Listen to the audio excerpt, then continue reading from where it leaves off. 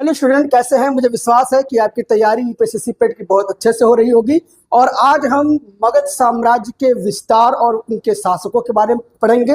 ये महाजनपद का द्वितीय पार्ट है। तो यहाँ से आपके प्रश्न डायरेक्ट यूपीएससी पेट के एग्जाम में पूछता है, जूनियर असिस्टेंट, वीडियो लेखपाल और यहाँ तक कि यूपी पीसीएस और लोअर पीसीएस जैसे परीक्षाओं में पूछता है। तो आप वीडियो के लास्ट तक पूरा बने रहें, अच्छे से नोट डाउन कर लें और जहाँ भी आपको समझ में ना आए, जिस पोर्शन को आपको दोबारा पढ़ना हो, समझना हो, तो कमेंट में उस पोर्शन के बारे में जरूर बताएं। आपको फिर से एक्सप्लेन करके उसको समझाया जाएगा। ठीक है, उसके बाद हम चलते हैं, देखते हैं कि जो मगध साम्राज्य है उसके विस्तार में, उसके शक्तिशाली बनने में लगभग 3 प्रमुख वंशों का योगदान रहा है, जिसमें से प्रमुख प्रमुख राजाओं ने अपनी महत्वाकांक्षाओं के कारण मगध पे शासन किया। तो इसमें से हमारे जो पहला वंश है हर्यक वंश है, जो लगभग जिसका शासनकाल 544 से 412 ईसा पूर्व तक रहा और इसके संस्थापक थे बिंबिसार। उसके बाद शिशुनाग वंश है, शिशुनाग वंश ने 412 से 344 ईसा पूर्व तक शासन किया और इसके संस्थापक हैं शिशुनाग।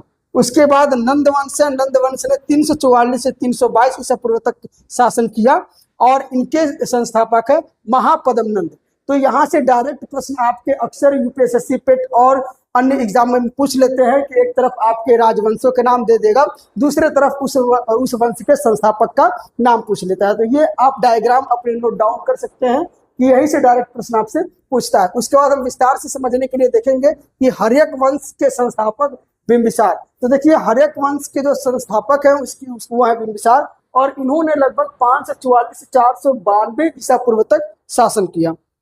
इसके बाद इन्होंने मगध के विस्तार में, मगध के शक्तिशाली बनाने में इनका महत्वपूर्ण योगदान रहा है और साथ में इन्होंने पड़ोसी जो राज्य थे उनसे अपना सीमा विवाद समाप्त कर लिया अथवा उन्हें जीतकर विलय कर लिया। इसके साथ ही इन्होंने राजगृह को यानी गिरिब्रज का निर्माण करके उसे अपनी राजधानी बनाया। उसके बाद अगर हम देखेंगे कि ये अपने किन कूटनीति की वजह से अपने मगध साम्राज्य को शक्तिशाली बना, पहला है वैवाहिक संबंध बनाकर, जैसे कि कौशला, वैशाली, मद्र की राजकुमारियों से जब इन्होंने विवाह किया तो विवाह करने के कारण इनको सम्मान प्राप्त हुआ, साथ में इनकी सीमा भी उन राज्यों से सुरक्षित हो गया। तो एक सबसे बड़ा इनका मगध साम्राज्य में सबसे बड़ा ताकतवर शक्तिशाली बनाने का इनका जो सबसे बड़ी कूटनीति थी वैवाहिक संबंध था। उसके बाद ये प्रथम शासक थे जिन्होंने भारत में एक संगठित स्थायी सेना रखा था। तो मगध के विस्तार में सबसे बड़ा योगदान जो था युद्धों को जीत कर दूसरे राज्यों को मिलाना, जैसे कि अवंती राज्य को इन्होंने कालाशोक ने मिलाया था, तो इसके बारे में हम विस्तार से बताएंगे। तो महात्मा बुद्ध के परम समकालीन एवं मित्र एवं संरक्षक थे। तो ये जो बिंबिसार थे ये महात्मा बुद्ध के समकालीन थे एवं महात्मा बुद्ध के मित्र थे। तो ये अभी प्रश्न पूछ लेता है कि कौन से वंश के संस्थापक महात्मा बुद्ध के समकालीन थे, तो ये आप नोट डाउन कर सकते हैं। उसके बाद हम आगे चलेंगे कि अजातशत्रु का जो शासन था 492 से 460 ईसा पूर्व था और यह बिंबिसार के पुत्र थे और इन्होंने राजगद्दी बिंबिसार की हत्या करके प्राप्त किया था। यानी कि पिता की हत्या करके प्राप्त करने वाला शासक कौन है? यह है अजातशत्रु। और इसने जो है क्रूर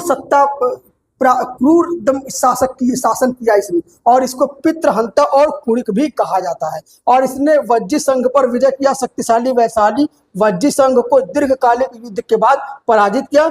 युद्ध में कूटनीतिज्ञ मंत्री वर्षत्कार की मुख्य भूमिका थी। उसके बाद हम चलेंगे, ये देखेंगे उस समय के कौन कौन सी हथियारों की औजारों का प्रयोग किया जाता था। जैसे कि आप अक्सर ये देखते होंगे कि बाहुबली, अगर मूवी आप देखे होंगे तो आप ये देखते होंगे कि बाहुबली जिन पत्थरों को फेंक कर युद्ध लड़ते थे, या भल्ला देव जिस रथ से चलता था इससे सेना काट दिया जाता था, तो इन दो हथियारों का प्रयोग किया जाता था। इन हथियारों का नाम था, एक का नाम था रथमूसल, जिसमें रथ के आगे जो चक्का लगा रहता था या तो फिर कोई धार हथियार लगा रहता था जिससे लोग कट जाते थे, तो उसको कहते थे रथमूसल। और एक था महाशिला कंटक, जिससे बड़े बड़े पत्थर फेंके जाते थे। तो ये दो नवीन जो है हथियारों का, औजारों का प्रयोग करके युद्ध जीता था। और साथ में अजात शत्रु के समय ही प्रथम बौद्ध संगति होती है। बौद्ध संगति हम आपको आगे बौद्ध धर्म में पढ़ाएंगे।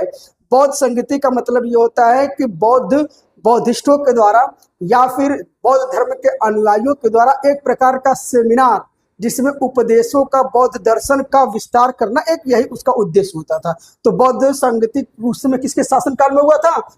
अजात शत्रु के शासनकाल में हुआ था। तो ये प्रश्न आपसे कभी कभी पूछ लेता है। उसके बाद हम चलेंगे, अजात शत्रु के बाद उदयन हुए हैं। उदयन का शासनकाल 460 से 444 है। और एक बार जान जाइए कि जो उदयन है यह भी अपने पिता की हत्या करके ही शासक बने थे, राजा बने थे। तो एक तरीके से जो हर्यक वंश है उस पर एक ये दाग भी लगा था कि ये पितृहंताओं का शासक था, यानी कि पिता को मारकर शासक बनने की जो परंपरा चली थी वो हर्यक वंश में ही चली थी। उसके बाद हम देखेंगे हर्यक वंश ने पाटलिपुत्र नगर की स्थापना किया था। कहाँ पे किया था? गंगा, सोन और गंडक नदियों के पवित्र संगम पर प्रसिद्ध पाटलिपुत्र को बसाया था। उसके बाद राजगृह से अपनी प्रशासनिक राजधानी पाटलिपुत्र स्थानांतरित किया था। तो अक्सर आपसे प्रश्न में ये पूछ रहता है कि हर्यक वंश का कौन सा ऐसा राजा था जो राजगृह को छोड़कर पाटलिपुत्र को अपना राजधानी केंद्र बनाया था? तो कौन था? उदयन थी। उसके बाद हम देखते हैं कि उदयन के बाद बहुत से उत्तराधिकारी हर्यक वंश में आए, लेकिन वो अक्सर कमजोर थे, अत्यधिक कमजोर थे, शासकीय पकड़ उनकी कमजोर थी या फिर आंतरिक विद्रोह के कारण वो असफल रहे। तो हम ये देख लेते हैं। एक थे अनिरुद्ध। अनिरुद्ध ने 444 से 440 ईसा पूर्व तक शासन किया और ये अत्यधिक कमजोर एवं अकर्मण्य शासक थे। उसके बाद थे मुंड। मुंड ने 440 से 437 ईसा पूर्व शासन किया। ये शासकीय पकड़ इनकी कमजोर थी और आंतरिक गृह युद्ध फैल गया। उसके बाद थे नागदशक जो 437 से 412 ईस्वी तक जो है शासन किया और हर्यक वंश का ये अंतिम शासक था और यह क्रूर शासक था और इससे प्रजा घृणा करने लगी थी, नफरत करने लगी थी। और इन्हीं हर्यक वंश के अंतिम शासक नागदशक का एक मंत्री था, नागदशक का एक मंत्री था जो आगे चलकर शिशुनाग वंश की स्थापना करता है। अब उसके बाद हम देखेंगे कि हर्यक वंश के पतन कैसे हुए, इनके क्या कारण थे। तो पहला कारण था कि जो है बिंबिसार के बाद, बिंबिसार, अजातशत्रु और उदयन के बाद कोई महत्वाकांक्षी और ताकतवर कोई राजा नहीं रहा, साथ में जनता का आक्रोश रहा। उसके बाद है शिशुनाग का विद्रोह, यानी कि शिशुनाग कौन था? शिशुनाग था जो अंतिम शासक था, नागदशक इनका मंत्री था शिशुनाग। तो उन्होंने विद्रोह करके अपने हाथ में इस शासन सत्ता को ले लिया था। तो उसके बाद हम देखते हैं शिशुनाग वंश। शिशुनाग वंश की स्थापना कब हुआ है? 412 ईसा पूर्व से 344 ईसा पूर्व तक। तो आप लोग नोट डाउन कर लीजिए संस्थापक कौन है? शिशुनाग। और इसके बारे में अगर आपको देखना है तो इन्होंने आमात्यों और प्रजा के सर्वसम्मति से शासक घोषित किया था। यानी कि शिशुनाग कौन था? शिशुनाग था हर्यक वंश के अंतिम शासक का मंत्री। और जब उसने यह देखा कि हर्यक वंश कमजोर पड़ रहा है तो इन्होंने जनता से विद्रोह कराकर, जनता के तरफ से लड़ाई लड़कर अंतिम शासक का हत्या करके स्वयं राजा बन गए। ठीक है। तो और उन्होंने तुरंत जो है शिशुनाग वंश की स्थापना किया। और उसका मगध के पुराने शत्रु अवंती, ध्यान देने वाली बात है कि अवंती एक ऐसा जनपद था जो महाजनपदों में मगध के बाद सबसे बड़ा शक्तिशाली राज्य था। तो उसको उन्होंने जीतकर मगध में मिला दिया, जिससे कि मगध साम्राज्य के सीमा का विस्तार हुआ। उसके बाद उसने पाटलिपुत्र से हटाकर वैशाली को मगध का द्वितीय राजधानी बनाया। ठीक है। उसके बाद हम देखते हैं कि शिशुनाग के बाद कालाशोक शासन करते हैं, जो लगभग 394 से 366 ईसा पूर्व तक रहते हैं। और शिशुनाग का पुत्र अत्यंत योग्य एवं उत्तराधिकारी जो कालाशोक थे, ये बहुत योग्य व्यक्ति थे और जिन्होंने मगध की राजधानी वैशाली से पुनः स्थायी रूप से पाटलिपुत्र स्थानांतरित किया और इन्होंने सीमा को और ज्यादा शक्तिशाली और सुरक्षित किया। उसके बाद हम देखते हैं कालाशोक के बाद जो है कालाशोक के समय एक महत्वपूर्ण घटना ये भी होती थी कि कालाशोक के समय बौद्ध संगति द्वितीय होती है, द्वितीय बौद्ध संगति होती है। तो अक्सर प्रश्न आपसे पूछ लेता है कि किस राजा के शासन काल में बौद्ध संगति द्वितीय हुई है? तो बौद्ध संगति द्वितीय किसमें हुआ है? बौद्ध संगति द्वितीय हुआ है कालाशोक में। प्रथम किसमें हुआ है? अजातशत्रु में। तो ये आप नोट डाउन करके चलेंगे कि प्रथम हुआ है अजातशत्रु में और द्वितीय हुआ है कालाशोक में। ठीक है। उसके बाद ये टाइम पीरियड भी आप नोट कर लीजिए, क्या है? 383 ईसा पूर्व। उसके बाद अगर हम बात करेंगे कि इसमें बौद्ध धर्म का विभाजन और स्थिवर महासंघिक हुआ, यानी कि इस समय बौद्ध धर्म का विभाजन हो गया था और इससे साहित्य में काकवर्ण और कौवे जैसे काले रंग का कहा जाता है, यानी कि काला शोक को कौवे जैसे काले रंग का कहा जाता है। ये बौद्ध साहित्यों में अक्सर इनको देखने को मिलता है। उसके बाद हम चलेंगे आगे। आगे हम देखेंगे कि शिशुनाग के वंश के जो अंतिम शासक थे और शिशुनाग वंश का पतन कैसे हुआ, हम ये भी देखेंगे। देखिए, शिशुनाग का अंतिम शासक जो था नंदीवर्धन था और अक्सर जो है कालाशोक के बाद जो शासक बना वो कमजोर बना, और जब ये कमजोर बना तो महापद्म नंद ने अपने सैन्य बल के साथ मगध साम्राज्य पे हमला कर दिया और हमला करके उनको सत्ता से हटाकर महापद्म नंद ने अपने सैन्य बल के पे नंदीवर्धन को हराकर और वहां का शासक बन गया और उसके बाद इन्होंने नंद वंश की स्थापना किया। तो नंद वंश की स्थापना किसने किया? महापद्म नंद ने। अक्सर आपसे प्रश्न में पूछ लेता है कि नंद वंश की स्थापना कौन किया?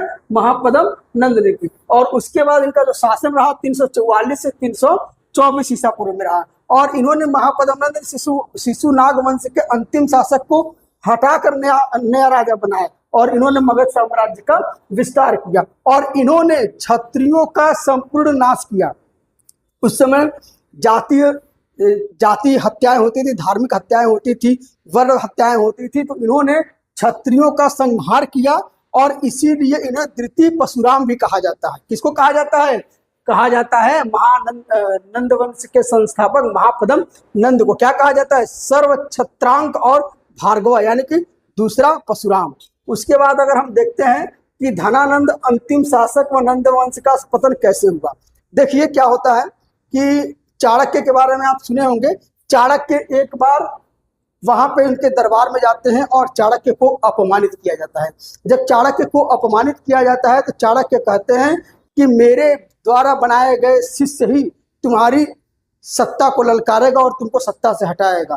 तो चंद्रगुप्त मौर्य कौन होते हैं? चाणक्य के शिष्य होते हैं और चंद्रगुप्त मौर्य के जो शिष्य चंद्रगुप्त मौर्य के द्वारा जो धनानंद है उनकी हत्या करके नंद वंश का पतन किया जाता है और नंद वंश की समाप्ति कर दी जाती है और इसके बाद मौर्य साम्राज्य का उदय होता है। तो अगली वीडियो में हम पढ़ेंगे प्राचीन भारतीय धार्मिक संस्थाएं जैसे कि बौद्ध धर्म, जैन धर्म और धार्मिक आंदोलन। अगली वीडियो में हम पढ़ेंगे। उसके बाद पढ़ेंगे मौर्य साम्राज्य। तो आज का वीडियो आपको कैसा लगा, आपने कैसा नोट्स बनाया, कैसा समझा, ये कमेंट में अपनी राय जरूर दें। इसके अलावा अगर आप कोचिंग में एडमिशन लेना चाहते हैं तो हमारे दीप चेस फाउंडेशन पे संपर्क कर सकते हैं। Thank you very much.